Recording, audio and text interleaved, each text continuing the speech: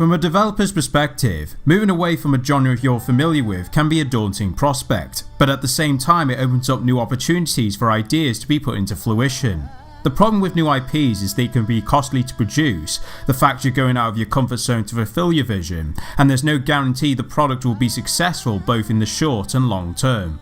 Guerrilla Games are known for making the Killzone titles, a series of first-person shooters exclusive for the PlayStation platform, so when Horizon Zero Dawn was revealed at E3 2015, it produced so much hype from its gameplay trailer. However, as with any product that has potential, it's not immune to disappoint the public, which is what No Man's Sky did last year by promising so much, only it provided so little.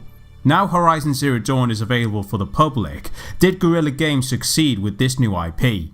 I'll try not to disappoint.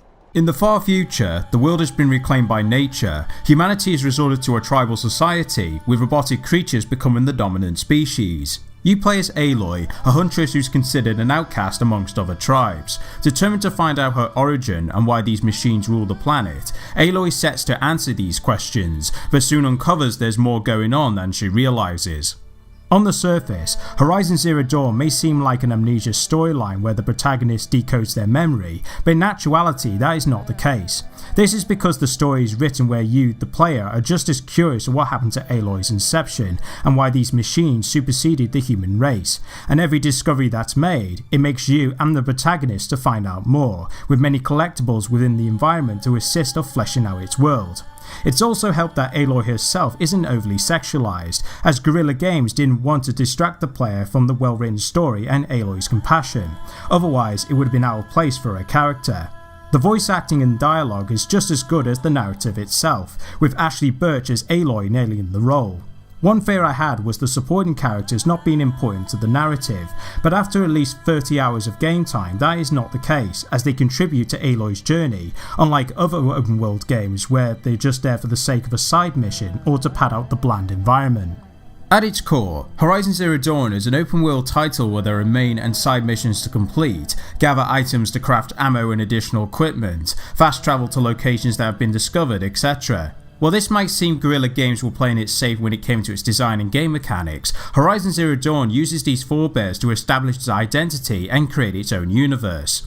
Games like Far Cry force you to climb on top of towers to uncover a portion of the map, and while this conveys a sense of progression, it becomes repetitive in the long term because they're all designed the same. Horizon Zero Dawn has mechanical creatures called Tallnecks, in which Aloy must climb. Not only these entities aren't stationary, each Tallneck have their own platforms that she must traverse, and of course descending from them is satisfying.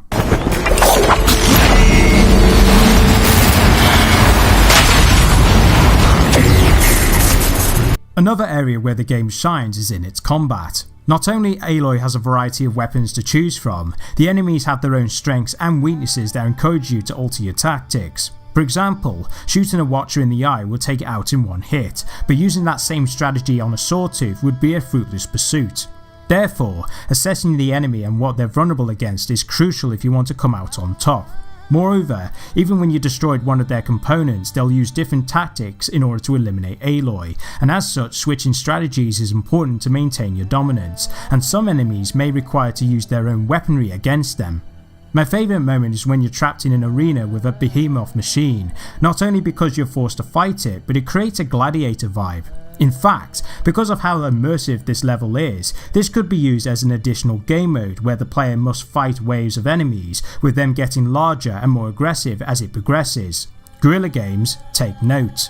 Even with all these factors that must be taken into account, the combat is entertaining as it keeps you on your toes since Aloy is like a glass cannon. She has the ability to pack a punch with her weapons, but Aloy can only take so many hits, and therefore dodging is a more reliable option.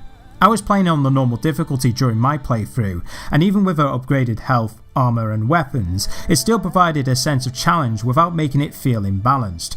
Plus, you can switch weapons and craft ammo on the fly via the weapon wheel. Some creatures can be overwritten for either in combat or as a mount to get to a specific location, and you will use this if you don't have any fast travel packs on standby. As you kill enemies and gather resources, they can be sold at merchants for more powerful weapons, mods and armour which have their own perks. However, with every investment that's made you must be careful, because the shards you gather are not just used for purchasing, they're also used to craft ammo and other resources. Completing story missions, side quests, or just killing machines whenever you please contribute to XP, which is then converted into points that can be spent on abilities to improve Aloy's combat effectiveness, although towards the end of the game I had nearly every perk available at my disposal. When new games get revealed, there's speculation whether the game will look just as good as the gameplay, as some developers have a habit of upscaling their games for presentation purposes, only to downgrade them before launch, which gives the impression they're not fully representing the final product. Fortunately, Horizon Zero Dawn looks amazing on its reveal, and still looks fantastic post-release. There's a variety of environments to discover, from mountain terrain, deserts, jungles and open plains. The lighting and particle effects are superb, and the character models have attention to detail, especially how Aloy's hair reacts to the wind. Guerrilla Games put a lot of focus on the little things to make its world come to life, like how Aloy will make statements according to the situation, or how larger machines like a Thunderjaw will knock over trees. This may seem trivial, but they contribute to generating a sense of immersion. With so much happening on screen, you would think the game would be able to handle this amount of detail, but the Decima engine, which was also used in Killzone Shadowfall, manages to keep it at a consistent frame rate.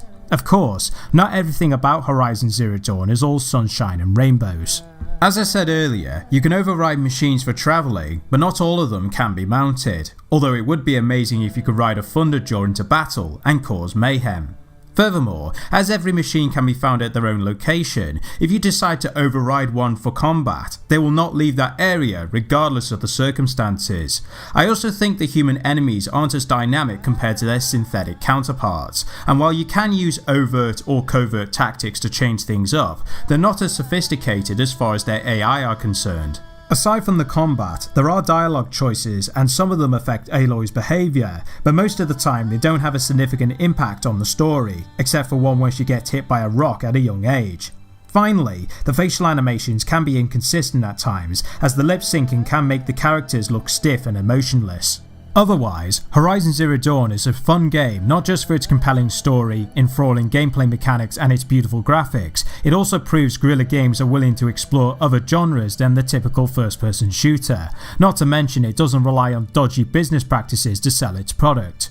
It might borrow elements from other games for its ideas, but it uses those to establish its identity, and while they haven't confirmed a sequel at this moment in time, I wouldn't be surprised if they consider one due to the positive reception. Guerrilla Games might have taken a risk, but it was a risk worth taking.